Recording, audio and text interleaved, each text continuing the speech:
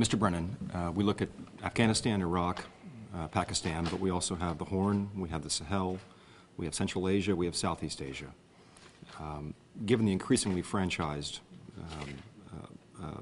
nature of global terrorism, and indeed we have the U.S., even if we get bin Laden or Mullah Omar, what then is the future of terrorism? How will this actually affect our war against terrorism?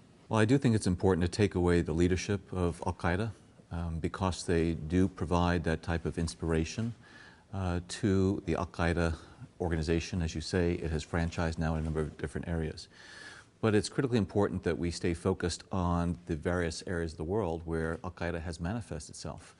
You point out the Horn of Africa, Yemen, the Sahel, Southeast Asia.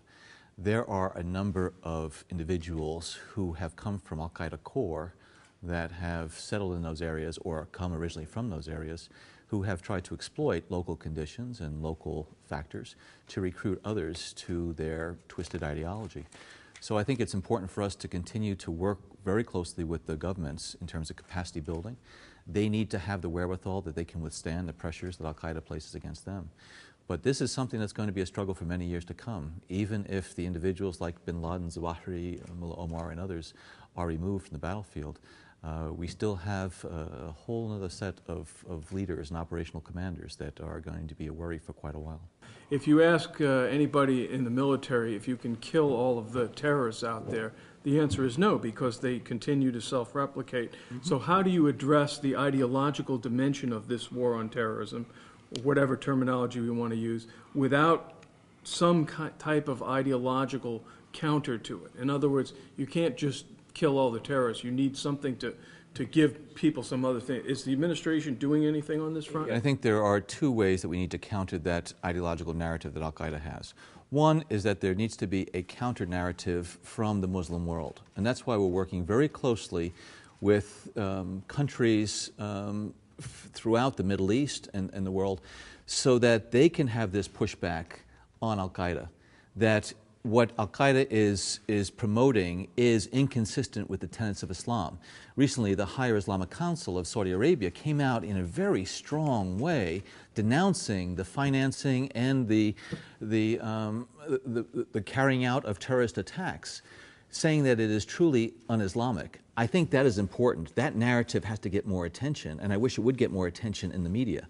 At the same time, al-Qaeda has been able to, I think, gain recruits and to propagandize by misrepresenting what the United States and the West is about.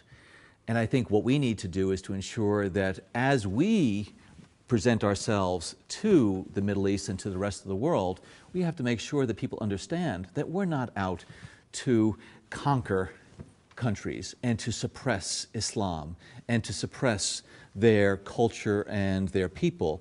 We are, the United States should be seen as the supporter of the interests and goals of these individuals who are in the Middle East, South Asia, and other places.